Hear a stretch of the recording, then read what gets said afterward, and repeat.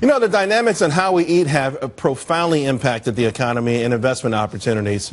A nation of urbanites, that's right, always on the go. We have little time to eat or drink at home, and we are demanding better service and food when we do dine out. For the first time ever, we are actually spending more money dining out than we are shopping for groceries. Look at that. We're talking $50.4 billion at bars and restaurants versus 50.4 less, like 50.48, 50.47. The bottom line is we spend more than we do at grocery stores. Now, the result has been a surge in restaurant personnel. In fact, last month, 59,000 restaurant jobs were created. That was up from the 12-month average of just 35,000. Now, on the investment side, I think one of the best ways actually to play this trend is to own Middleby. NIDD is a symbol. The company's been around for more than 100 years, and it continues to grow both organically, that means from internally, but also through very smart acquisitions. And through this process, they've also widened their footprint. It's a really strong global footprint. Now, in the most recent quarter, sales were up 15.3%. On the commercial side, almost 15%. Food preparation, 6.6%.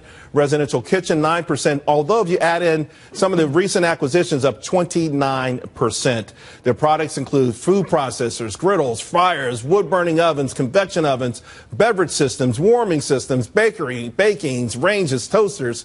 They've got over 24 brands. You know Turbo Chef, I know, and Viking, which they will never have unless they go on deep, deep discount. Now, it's not about a trading vehicle here, guys, but I do think this is phenomenal for your 401k.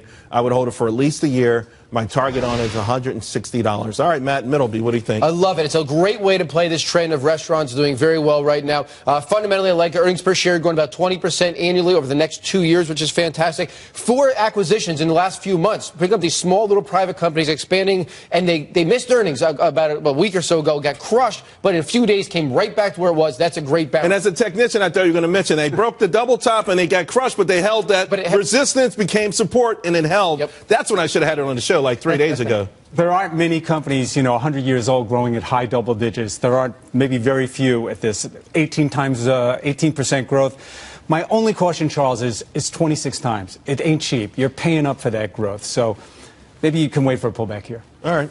What do you think, Chris? Yeah, I think you wait for those pullbacks. It's a very well-run company. It's got a nice broad portfolio of products. We like it. We like the trends in restaurants, and this is a good way to play it. You got a Viking at home, Scottie? I do not have Viking, but I do have a Frigidaire.